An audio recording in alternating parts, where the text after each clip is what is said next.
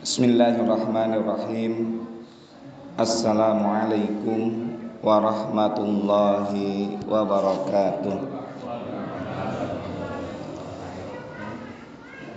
Alhamdulillahi nahmaduhu wa nasta'inuhu wa nastaghfiruh wa na'udzu billahi min syururi anfusina wa min sayyiati a'malina may yahdihillahu fala mudhillalah wa may yudlil fala hadiyalah.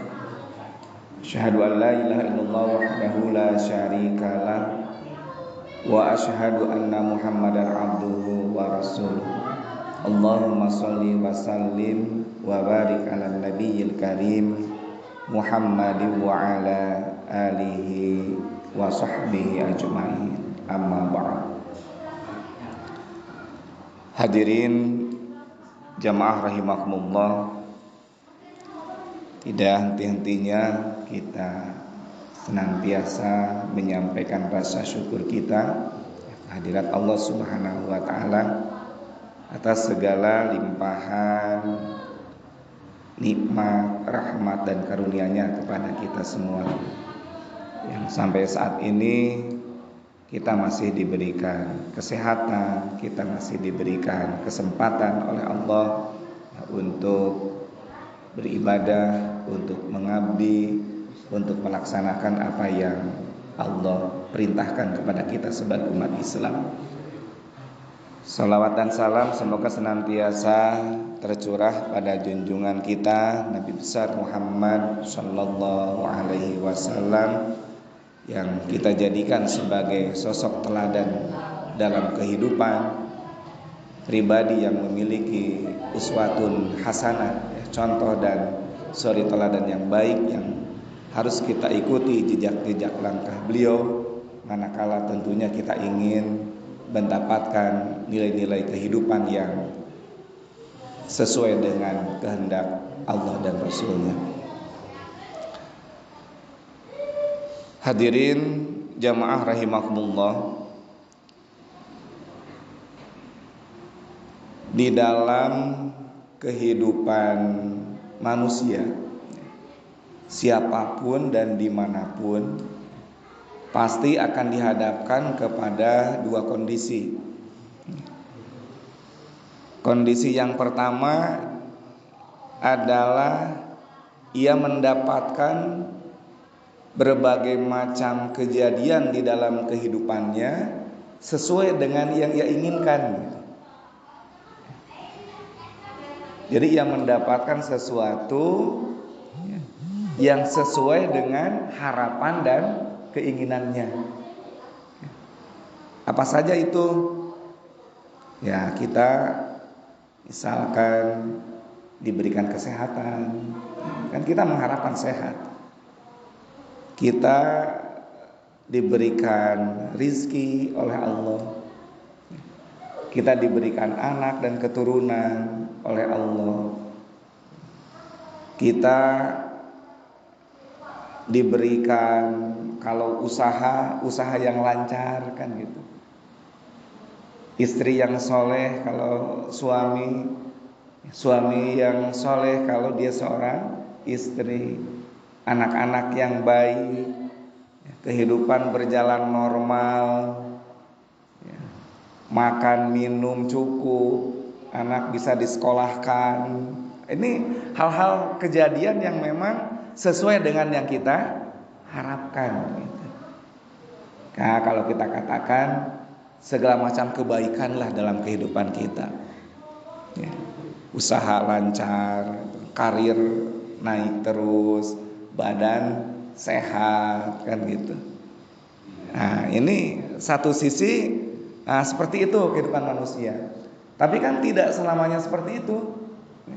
Ada yang justru terjadi sebaliknya. Yang Allah berikan adalah hal-hal yang sebetulnya tidak kita inginkan.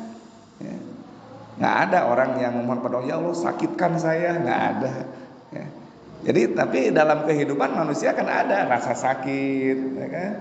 Diberikan rasa kegalauan, ada rasa gundah, diberikan mungkin rizki yang seret gitu kan, anak bermasalah gitu kan, istri bermasalah kalau bagi suami, atau mungkin bagi seorang istri suaminya bermasalah, sedang usaha ditipu oleh orang lain, kan tidak diharapkan semuanya itu, difitnah oleh orang lain.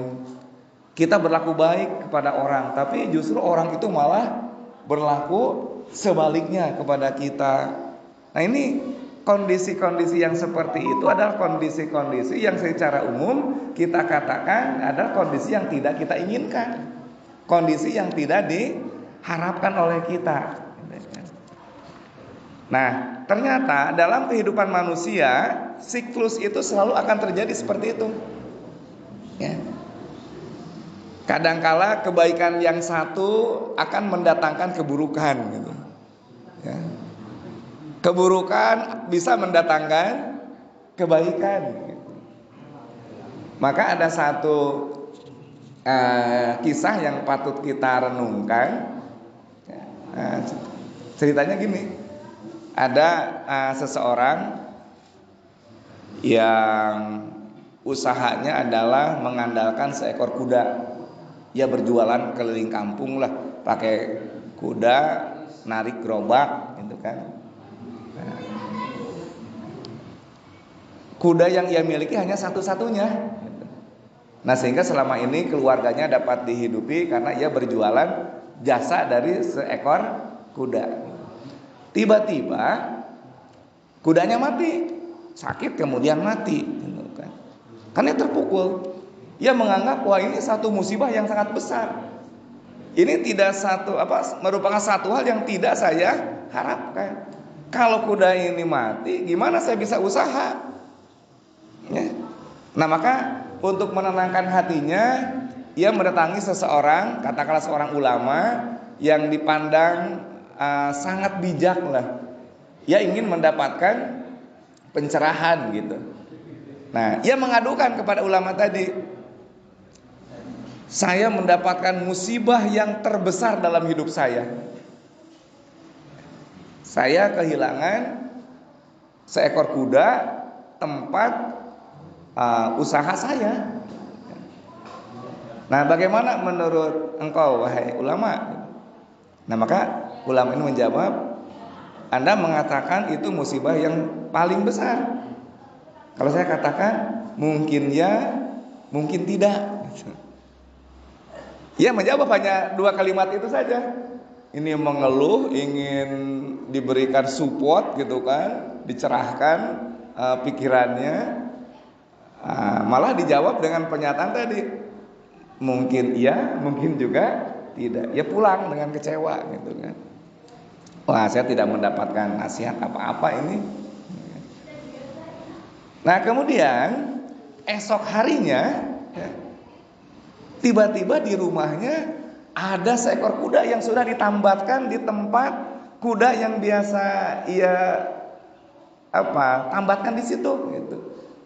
Mungkin ada orang yang entah dari mana, entah siapa gitu kan. Yang jelas tidak ada orang istilahnya yang memiliki kuda gitu.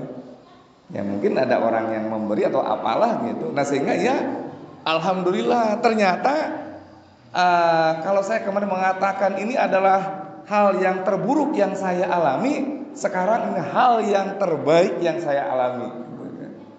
Kuda saya mati, tiba-tiba ada lagi seekor kuda. Ya laporan lagi ke ulama tadi, yang menyampaikan, hari ini saya mendapatkan kegembiraan, mendapatkan sesuatu yang tidak saya duga. Berarti hari ini saya betul-betul mendapatkan keuntungan yang sangat besar.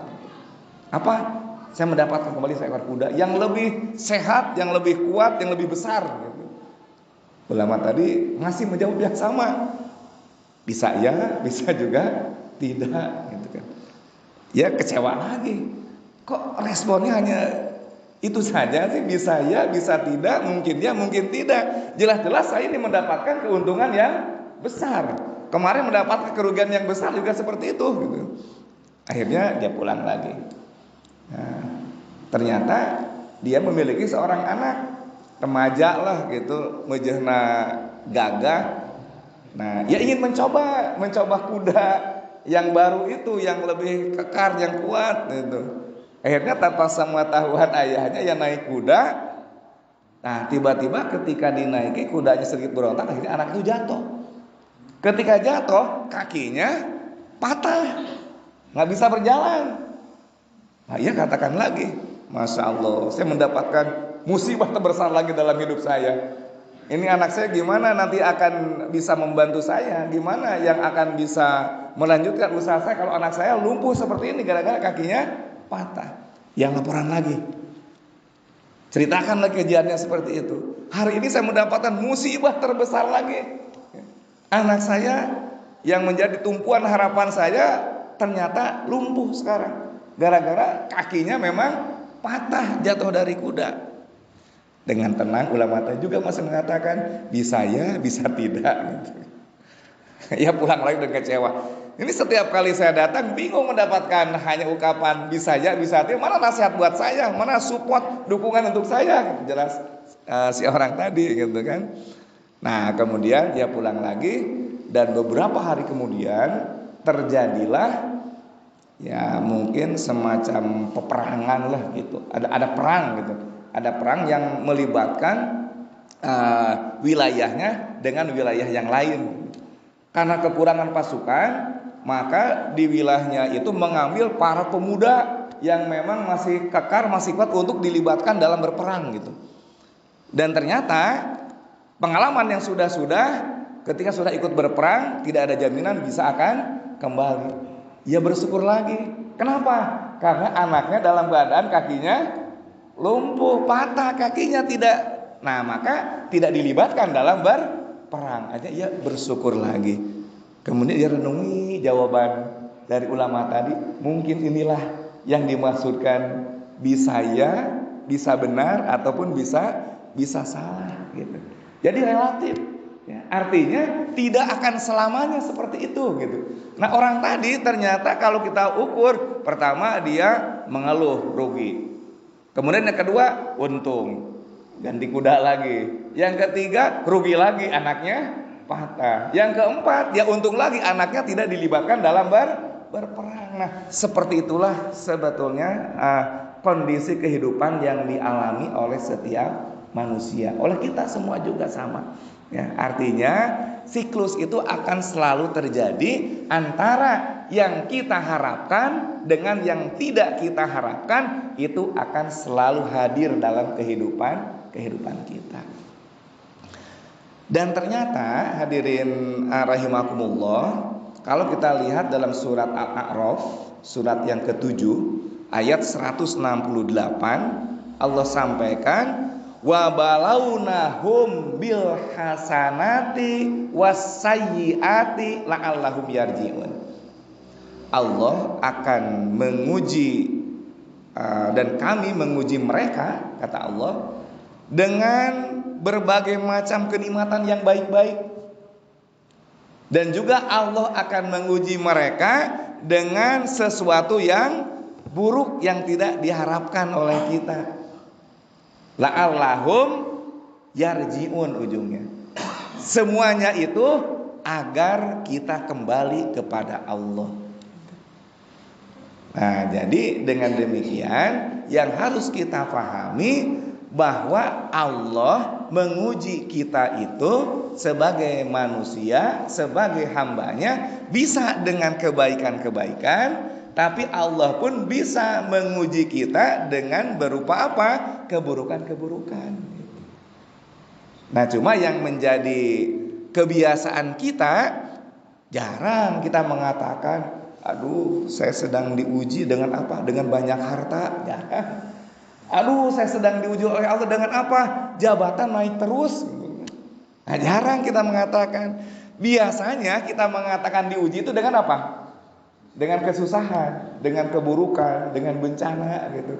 Tapi ketika kita dihadapkan kepada kesenangan-kesenangan, diberikan kesehatan, berbagai macam kelancaran dalam hidup, kita jarang sekali mengatakan saya sedang diuji dengan kebaikan. Padahal sebetulnya itu pula sama. Itu adalah sebagai ujian dari Allah. Ujiannya adalah dengan tadi ungkapannya bil hasanati. Jadi wabalaunahum bil hasanati. Allah menguji dengan apa? Dengan kebaikan. Dengan sesuatu nikmat, dengan hal-hal yang akan menyenangkan manusia. Itu adalah ujian. Dan nyatanya ada orang-orang yang gagal ketika diberikan ujian dengan berupa kesenangan gitu. Ya, contoh yang sering disampaikan, Korun itu gagal diuji oleh Allah dengan apa? Dengan harta yang banyak. Ya. Ketika masih miskin, Korun itu ahli ibadah. Diuji oleh Allah dengan kesenangan gitu kan. Diuji dengan kekayaan. Ternyata ia tidak lulus. Ia bukanlah Allahum yarjiun, bukan semakin dekat kepada Allah, tapi yang terjadi malah semakin jauh. Gara-gara banyak mendapatkan kesenangan di dalam kehidupannya gitu. Ya, banyak orang yang diberikan fasilitas, diberikan berbagai macam keuntungan, tapi sikap perilakunya malah ingkar kepada Allah, banyak melakukan kemaksiatan ya, dengan sarana yang Allah berikan. Nah, tidak disyukuri dengan berupa semakin dekat, semakin dekat kepada Allah, malah yang terjadi semakin jauh dari Allah. Berarti itu ada orang yang memang gagal ketika diuji dengan segala macam kebaikan di dalam kehidupannya. Diberikan dengan berbagai macam kesulitan, ada juga orang yang gagal. Ya. Sudah ditimpa misalkan penyakit tidak sembuh-sembuh lama, misalkan sakitnya, ya, yang muncul malah aral, malah nyalahkeun ka Allah, mencari pengobatan tos di luar nalar gitu kan.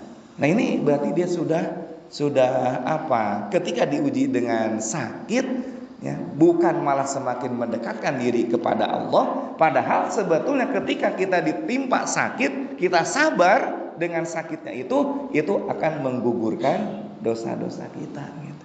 Maka kalau Nabi diberikan kesulitan, ya, Nabi menyampaikannya alhamdulillah ala kulli hal, Nabi itu alhamdulillah bersyukur untuk segala apapun yang terjadi gitu. Jadi Nabi mah seperti itu gitu. Nah, maka ketika diberikan sakit sekalipun, itu bagi seorang mukmin bisa mendapatkan nilai-nilai kebaikan.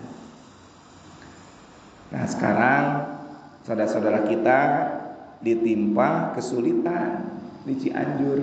Ini bisa jadi diuji dengan sesuatu yang tidak diinginkan, ya. Diuji dengan sesuatu yang mungkin kita mengatakannya ya buruk, tidak diharapkan gitu.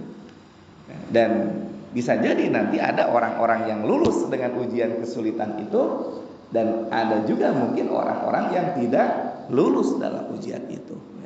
Ujungnya adalah harus la'allahum yarji'un, agar mereka kembali kepada Allah gitu. Diberikan kesenangan, kembali kepada Allah. Kalau orang yang diberikan kesenangan kembali kepada Allah, maka dengan kesenangan yang Allah berikan itu, ia tidak akan lantas melupakan akan ibadahnya kepada Allah. Tidak akan menjadi pribadi-pribadi yang sombong. Tidak akan menjadi pribadi-pribadi yang akan merugikan orang lain. Dengan kesenangannya, dengan fasilitas yang Allah berikan, justru ia akan mampu memberikan bantuan kepada yang membutuhkan. Itu lulus yang seperti itu, diuji dengan kebaikannya, dengan kesenangannya, gitu kan. Nah, tapi ada yang justru terjadi sebaliknya kan gitu. Usahanya lancar, karirnya naik, tapi maksiatnya nambah terus gitu kan. Ada orang yang seperti itu. Dan jangan dikira juga ada orang yang terpuruk, sakit, bangkrut, gitu kan. Tapi bukan semakin dekat kepada Allah, ya. Tapi dekatnya misalkan ka dukun, ayah gitu, gitu. Nah, ini hadirin jamaah rahimakumullah, yang kerap terjadi ya dalam kehidupan manusia seperti itu. Jadi ketika kita diberikan kesulitan oleh Allah, ini sedang diuji oleh Allah.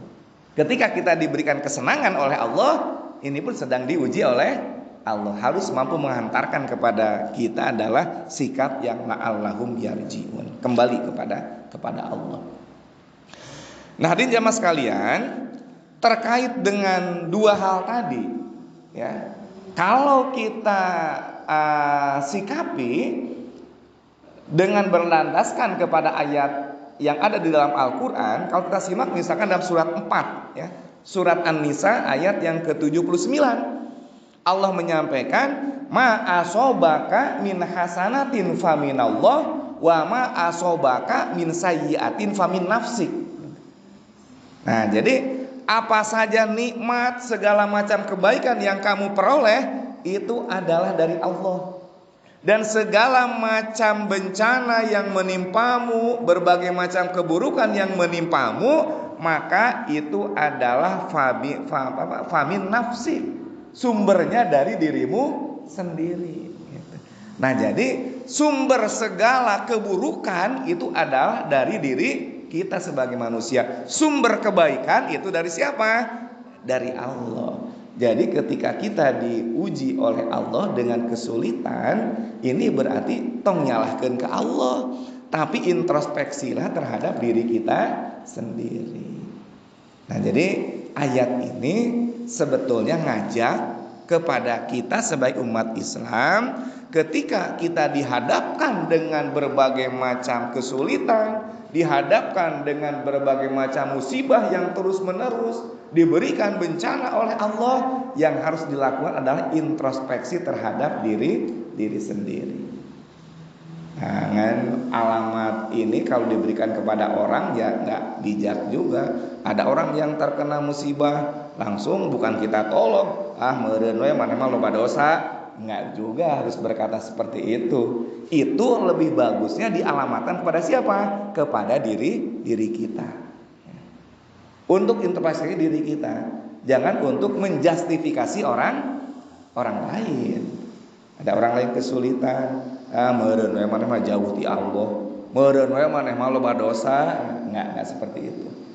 Itu untuk lebih kepada introspeksi diri kita. Kalau ada orang yang terkena musibah apapun penyebabnya, kita lebih bagusnya adalah ya empati terhadap orang itu. Kalau mampu memberikan bantuan, memberikan support, jangan sampai keterpurukannya malah akan semakin menggerus keimanannya. Itu yang harus kita lakukan. Ya, jangan dikira dengan kejadian bencana seperti ini banyak orang yang kesulitan. Kan memberikan bantuan itu dari berbagai macam, bukan hanya dari sesama umat Islam, bukan. Ya, orang non muslim pun banyak memberikan bantuan. Dan bisa jadi juga ada politik lain lah di sana, di samping memberikan bantuannya. Mungkin saja terjadi. Dan ini sudah banyak fakta. Ketika ada orang kesulitan ekonomi, tampillah pahlawan dengan memberikan bantuan berupa ekonomi, tetapi dengan satu catatan, sampai bisa padanya keluar akidahnya, keluar dari Islam. Bisa terjadi seperti itu. Nah, maka ketika orang itu diberikan kesulitan apapun, ini jangan sampai terjadi pada akhirnya menggadaikan akidah gara-gara kesulitan, ia melepaskan keislamannya, ia melepaskan keimanannya, beralih ke yang lain. Tidak terjadi seperti itu. Dan fakta ini banyak sebetulnya yang seperti itu. Nah, hadirin jamaah rahimakumullah, kita kembali tadi bahwa ternyata segala keburukan itu sumbernya dari diri manusia. Segala musibah itu dari diri manusia. Ya, contoh sederhana ketika terjadi kecelakaan di jalan raya, itu kan sebetulnya yang menjadi fokus perhatian adalah diri kita. Imatos takdir we meureunana, enggak seperti itu juga.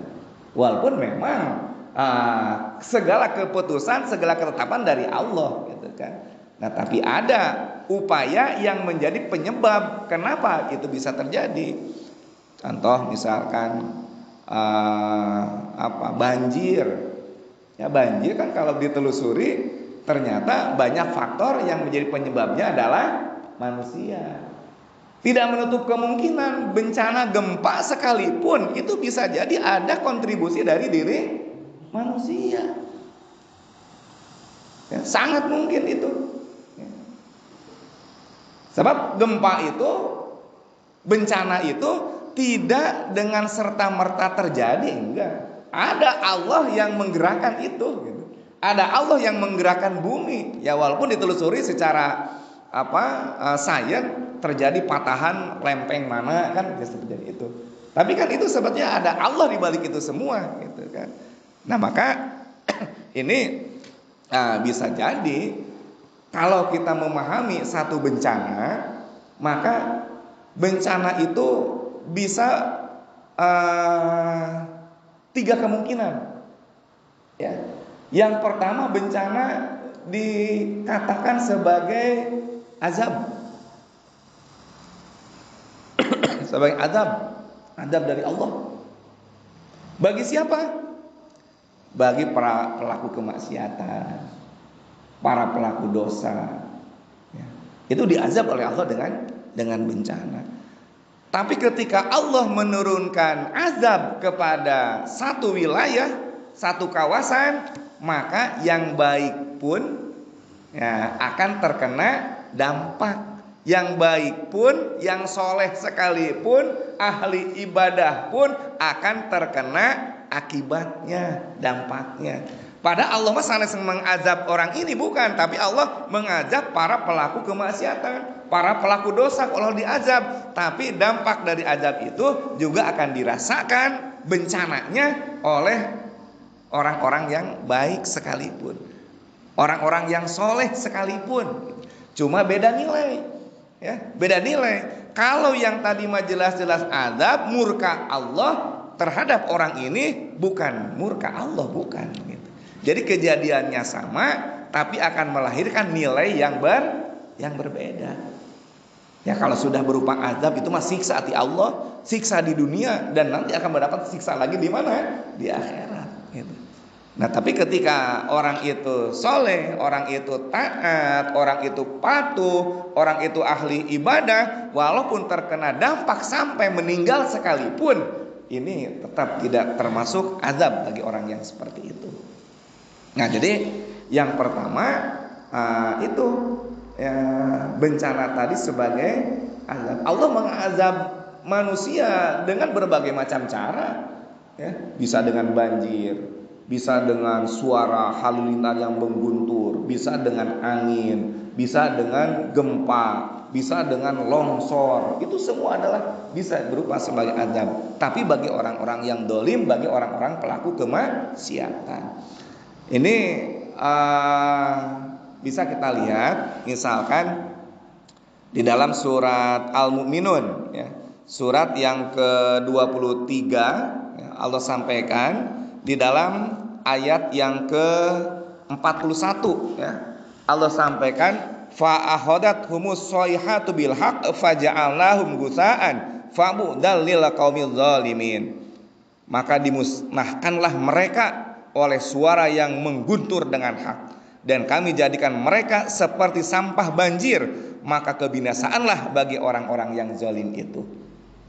Memang Allah sengaja itu mah dibinasakan oleh Allah, gitu, dengan bencana yang terjadi, ya, karena memang dia pelaku kezaliman, berarti kan.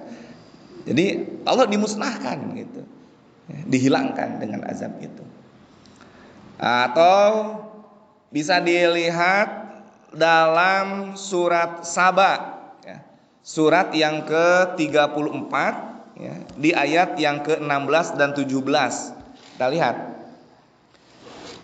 Tetapi mereka berpaling, maka kami datangkan kepada mereka banjir yang besar, dan kami ganti kedua kebun mereka dengan 2 kebun yang ditumbuhi pohon-pohon berbuah pahit, pohon asal, dan sedikit dari pohon sidr. Demikianlah kami memberi balasan kepada mereka karena kekafiran mereka, dan kami tidak menjatuhkan azab yang demikian itu melainkan hanya kepada orang-orang yang kafir. Nah, jadi peristiwanya sama, bencananya sama, di tempat yang sama, itu ada bahagian merupakan azab bagi para pelaku kedzaliman, para pelaku kemaksiatan, para pelaku kekafiran, kekufuran. Nah, kemudian yang kedua, ada juga bencana itu adalah sebagai cobaan, ya. Kalau bagi orang mukmin itu adalah sebagai cobaan. Ya. Tadi diuji dengan kesulitan, diuji dengan ketakutan, diuji dengan kekurangan. Ya. Ini ujian bagi orang-orang yang beriman, ujian bagi orang-orang mukmin. Ya. Nah, kalau kita lihat dalam surat Al-Baqarah ayat 155 sampai dengan 156, ini Allah menyampaikan alladzina idza asobathum musibah qalu inna lillahi wa inna ilaihi rajiun. Ya. Di ayat 155-nya, walanabluwannakum bisyai'im minal khauf wal ju' wa naqsim minal amwali wal anfus was samarat wa basyyiris sabirin. Dan sungguh kami akan berikan cobaan kepadamu dengan ketakutan. Luar biasa, gempa kemarin bisa kita bayangkan. Jangankan yang di Cianjur, yang di sini pun kita takut dengan gempa itu. Ya. Yang terakhir yang 3,4 gitu langsung merakyatan kita cengkat langsung keluar. Itu karena apa? Takut. Nah, oleh Allah diuji dengan ketakutan, diuji dengan kelaparan. Yang keduanya, minal khauf wal ju', diuji dengan kelaparan. Nah, saudara-saudara kita yang di Cianjur masih banyak yang kelaparan. Ya. Di daerah-daerah terpencil yang tidak terjangkau dengan bantuan, ya, mereka tinggal di tenda-tenda seadanya, di sawah, di kebun gitu kan. Ketika angin masih keanginan, ketika hujan masih kebasahan. Kemudian makanan minim, minum minim, bantuan belum sampai ke titik itu. Nah, ini mereka betul-betul sedang diuji. Ya. Diuji dengan ketakutan, dengan kelaparan, dengan kekurangan harta. Ya. Wa naqsim minal amwal, harta yang ada mereka menjadi apa? Hilang. Rumah satu-satunya ambruk. Motornya rusak, tertimpa bangunan. Mobilnya terbawa longsor. Ini adalah dalam ayat ini Allah memberikan ujian, memberikan cobaan kepada orang-orang mukmin seperti itu. Jadi kekurangan harta, di situ dikatakan juga kekurangan buah-buahan. Tapi ujungnya apa? Wa basyiris sabirin. Kabarkanlah berita gembira kepada orang-orang yang sabar.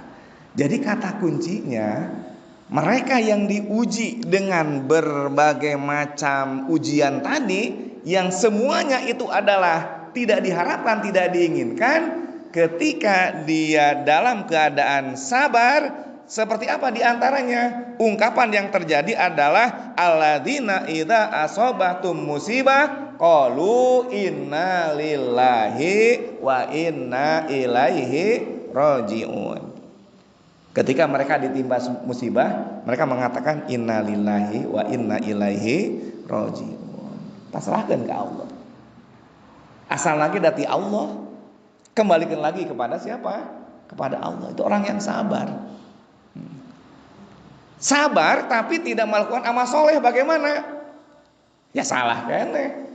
Sabar tapi terkena musibah, ditimpa kesulitan, kelaparan, sabar gitu.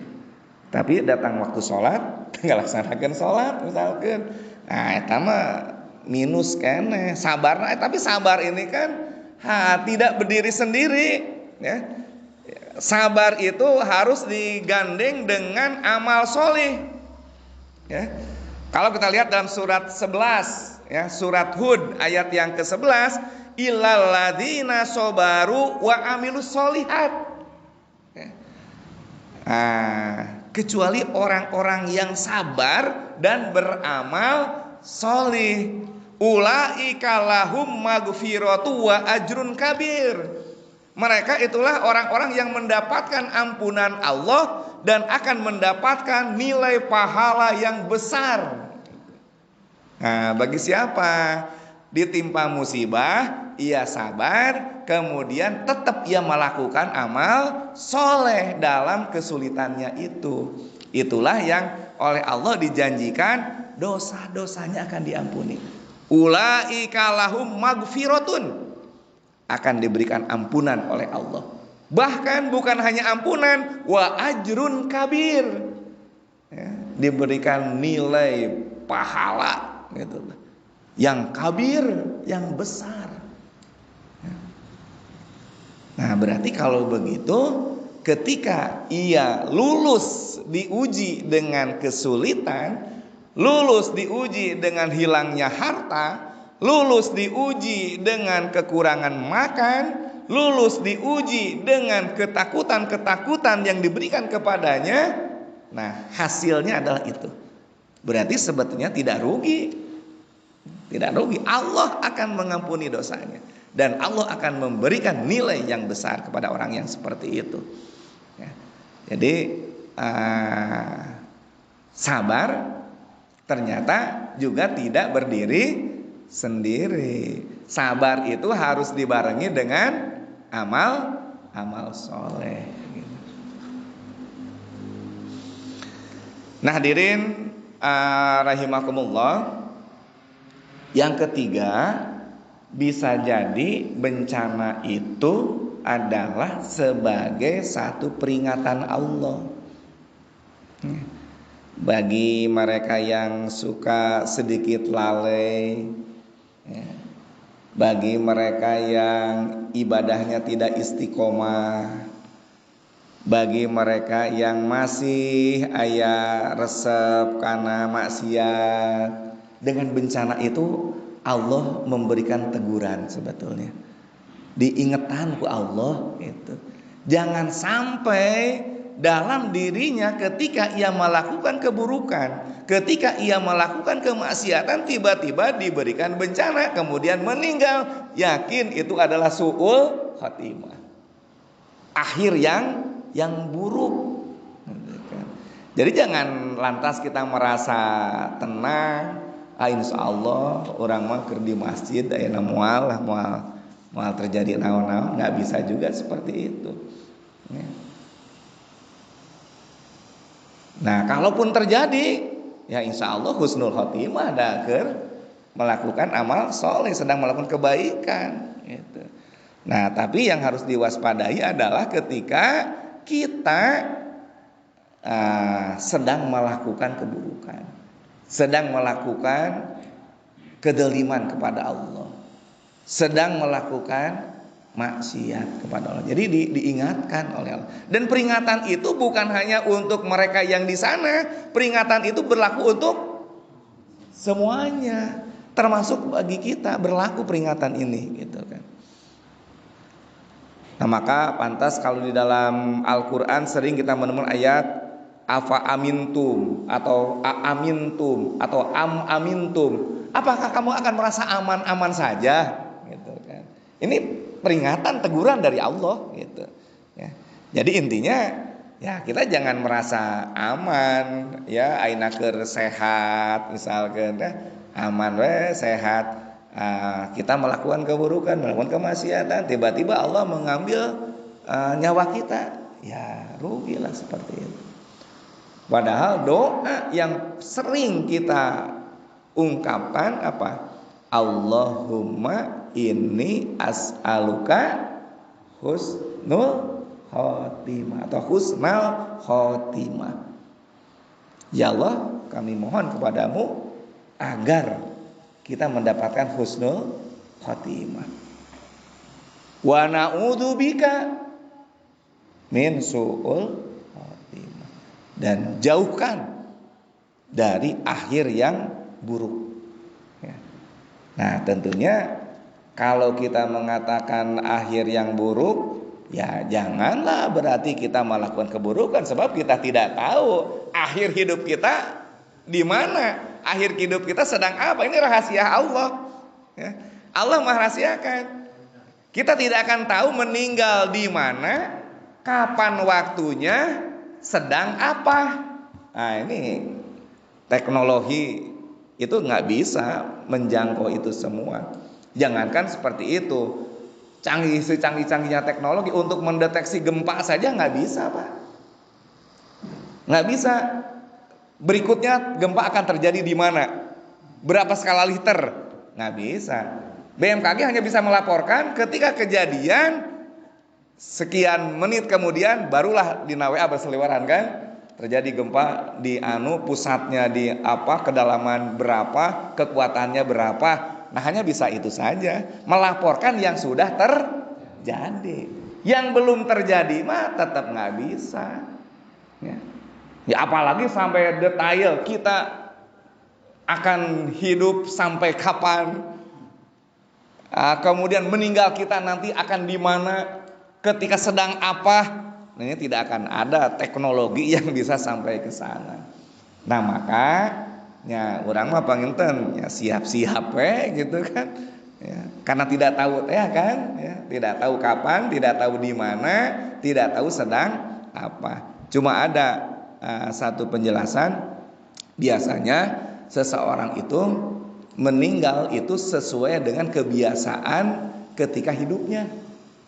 Nah, jadi ini harus hati-hati ini, jangan membiasakan keburukan. Ya ada penjelasan manusia itu nanti meninggal sesuai dengan kebiasaannya gitu.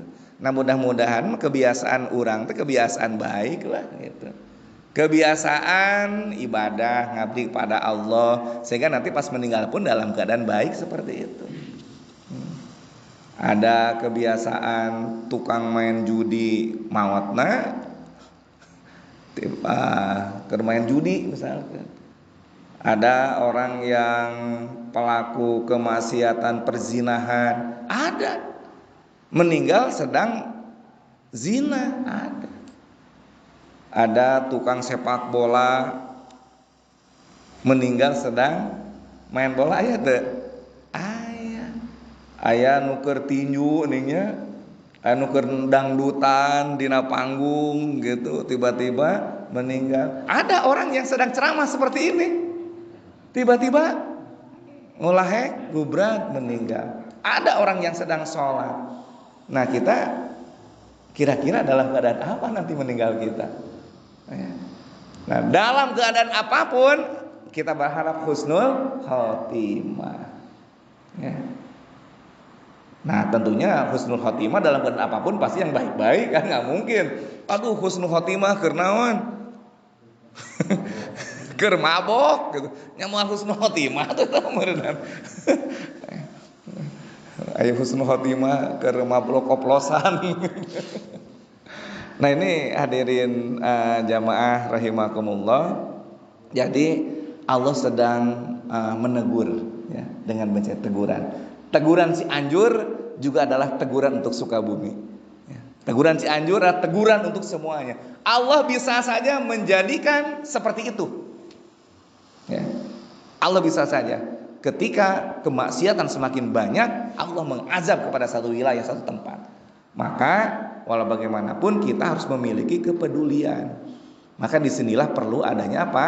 Amar ma'ruf nahi munkar, jangan sampai berhenti. Seruan-seruan kepada kebenaran, seruan-seruan kepada perintah Allah itu tidak boleh berhenti. Jangan sampai ya seruan itu hilang gitu kan. Pencegahan-pencegahan terhadap segala keburukan itu harus terus dilakukan. Itu adalah sebagai satu upaya untuk menjadikan wilayah yang aman, wilayah yang tenang, wilayah yang dijauhkan dari segala macam bencana dan mara bahaya. Ya kan? Itu usaha kita seperti itu, gitu kan. Nah, sebab selalu akan ada kaitan ya antara bencana dengan perilaku manusia. Gitu kan. ada bencana, ya kita introspeksi, kita pelajari lah gitu. Nah, kenapa ini bisa terjadi? Ya, dan kalau kita telusuri, ya mungkin nanti akan kembali kepada salah satu penyebabnya adalah manusia yang menghuni tempat itu, gitu kan. Nah, berarti tadi tetap dari bencana yang terjadi ini ada 3. Satu apa tadi? Azab bagi siapa? Bagi orang-orang kafir, orang-orang dolim, pelaku kemaksiatan, itu azab. Yang kedua sebagai ujian atau cobaan. Ya. Bagi siapa? Bagi orang-orang mukmin, diuji, ya, diuji kesabarannya, diuji keimanannya, diuji ketakwaannya dalam kondisi kesulitan apapun seperti itu. Ya. Ketika ia dalam berkecukupan, dalam sehat itu sudah jauh dengan Allah, apalagi dalam keadaan sedang terpuruk, bisa terjadi seperti itu kan. Nah ini maka dipandang sebagai satu ujian yang kata kuncinya adalah apa? La'allahum yarji'un.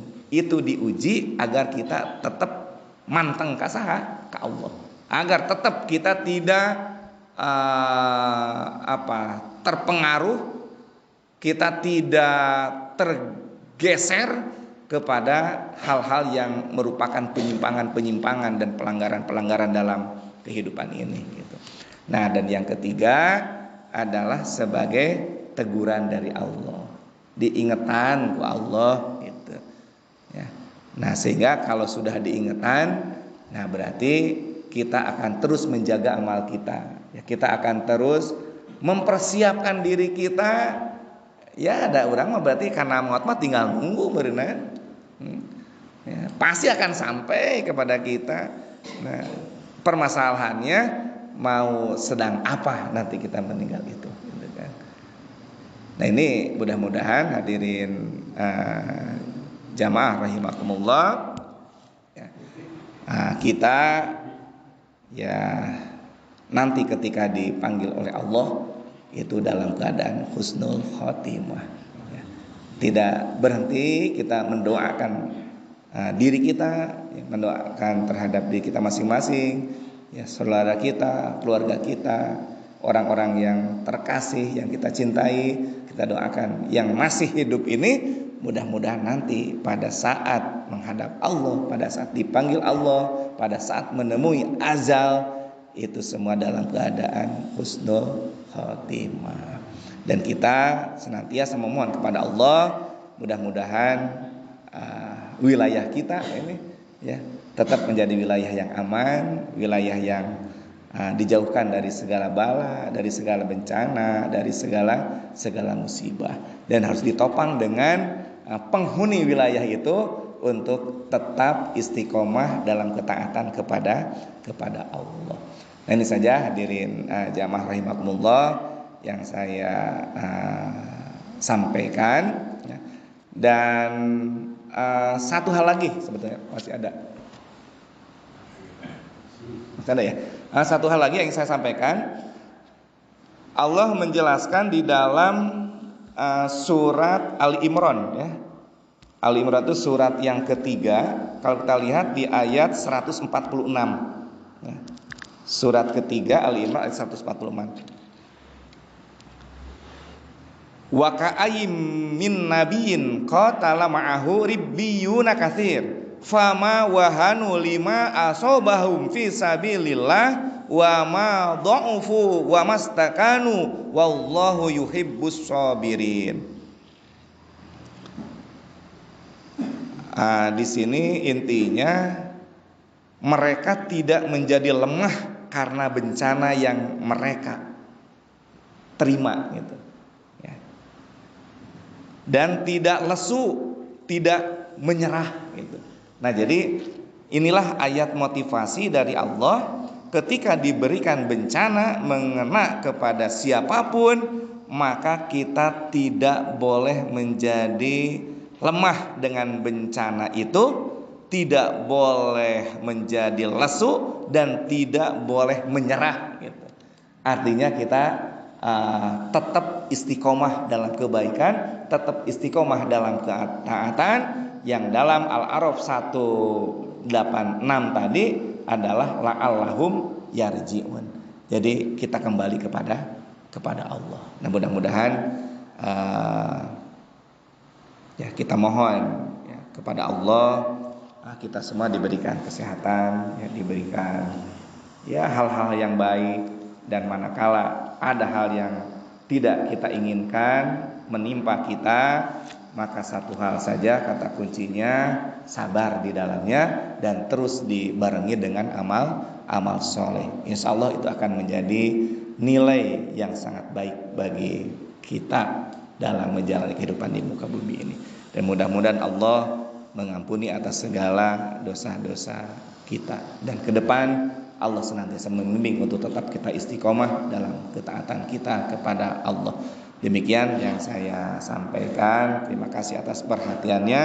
Kita tutup dengan doa kafaratul majlis. Subhanakallahumma wa bihamdika asyhadu alla ilaha illa anta astaghfiruka wa atubu ilaik. Alallahi tawakkalna wa ilaihil masir.